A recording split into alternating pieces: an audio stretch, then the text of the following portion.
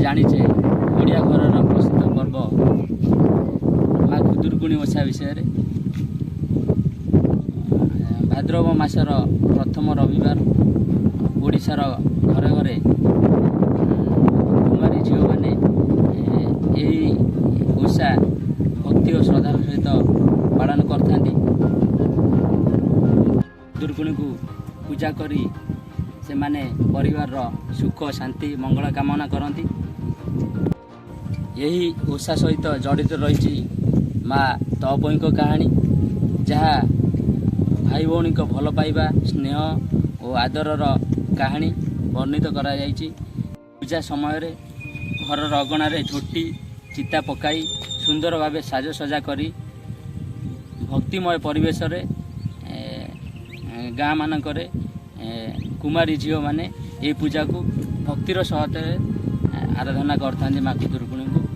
तेणुक मु अनुरोध करुच्ची मोर ये वीडियोटा बहुत दिन पर हेले भी आज आपण पाक गोटे नहीं आसी गाँ मानकरे होतिबा माँ खुदुरकुणी ओषार गोटे वीडियो प्रथम शेष जाके निश्चय देखिए। मु दिनेश बारिक बहुत दिन पर समय न मिल पार वीडियो कर नी तेणुक ये वीडियोटा को मोर समस्ते देखिए बोली मोर आशा। निश्चित ये वीडियो टी प्रथम शेष जाके देखिए आ कमेंट माध्यम निश्चय जणाइबे। नमस्कार।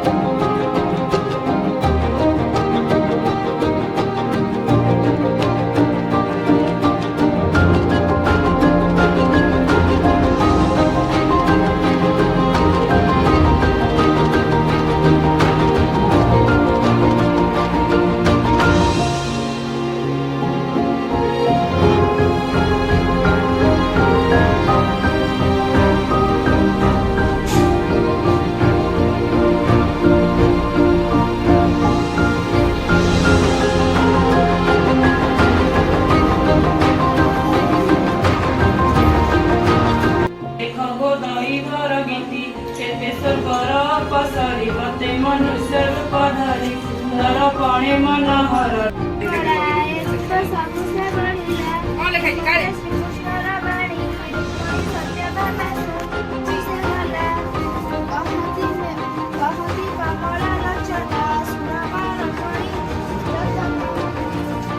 नाना पुष्प महिला दासी चौखास अनेक पुष्प माळ माळ राति रुक्मिणी तत्काल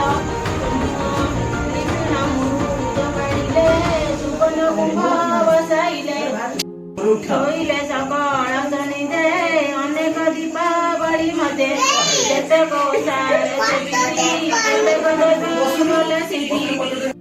ओषाविधि कथा पूर्वरु जमंत व्यवस्था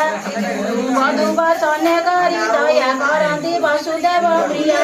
प्रथमे जम्बू दीप सार बेड़ी लवण सागर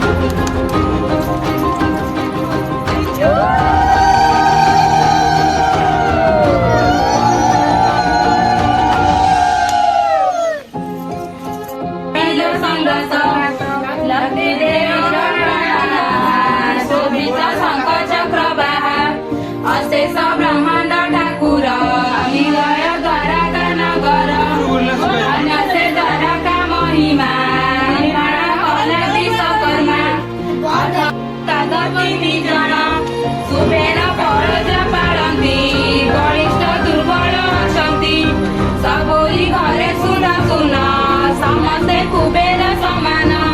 ସାଗର ସାଗର ଭଲ ସେ ପୁରେ ଅଛଇ ସମସ୍ତ ଆପେ ମନୁଷ୍ୟ ଦେଖାଳ ନିପିଣ ମରୁଜ ପାଡ଼ିଲେ ସୁବର୍ଣ୍ଣ କୁମ୍ଭ ବସାଇଲେ ସୁବର୍ଣ୍ଣ ଆହରଣ କରି ସୁବର୍ଣ୍ଣ ଚାମୁଣ୍ଡାରେ ଧରି ପୁରୀରେ ସକଳ ସ୍ୱାମୀରେ ଅନେକ ଦୀପାବଳି ମଧ୍ୟ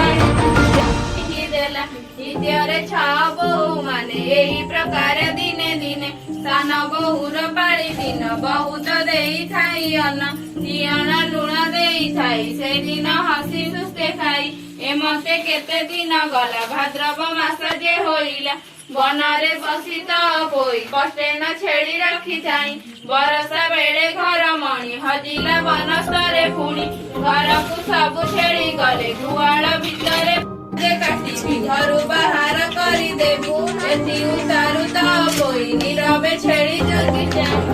ହାଡ଼ ଲତ ତଳେ ଖୋଜେ କଣ୍ଟକ କଣ୍ଟା ମାଳ ସମସ୍ତେ ଭାବ ସେ ଭୁଲିଲା ନ ପାଇ ନାଟକ ହୋଇଲା ମନରେ ଆନନ୍ଦ ହଜିଲା ଛେଳିକି ପାଇବି ତ ପୋଇକି ବସାଇଲେ ସମସ୍ତେ ଫଳ ଦେଇଦେଲେ ବସିଲା ସାତ ବର ବାଡ଼ି ମନରେ ମଙ୍ଗଳ ସୁମରି ମାଘ ମଙ୍ଗଳ ଚୁପା ମାଖି ତମ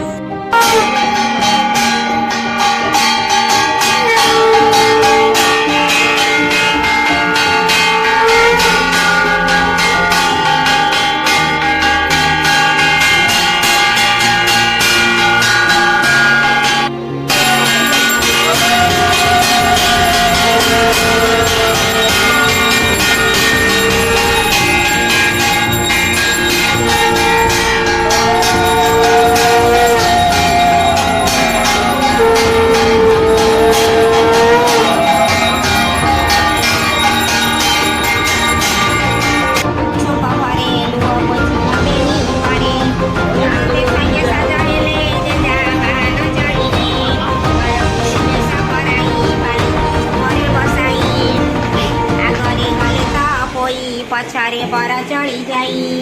ତା ପଇର ସାତ ଭାଇ ପାଛୋଟି ଖଣ୍ଡେ ଦୂର ଯାଇ ସାଧବକୁ କହି ଯାହାରିବେ ମାନ୍ୟ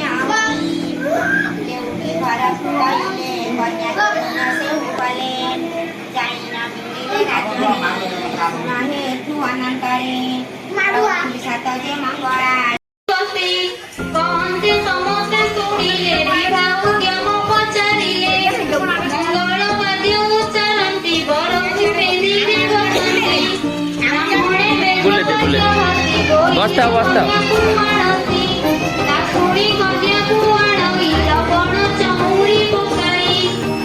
ଅଷ୍ଟରତ୍ନର ଅଳଙ୍କାର ଖଞ୍ଜିଲେ କନ୍ୟାର ଶରୀର ଛିନକ କାନ ପିନ୍ଧାଇଣ ଦେବାଙ୍କ ବସ୍ତ୍ର ଉପରଣ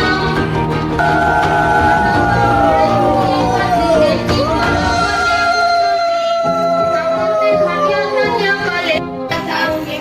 ଚାଲିଣ ଆସିବେ ଦେହରେ ପୀଡ଼ା ସେ ପାଇବେ ହେମନ୍ତ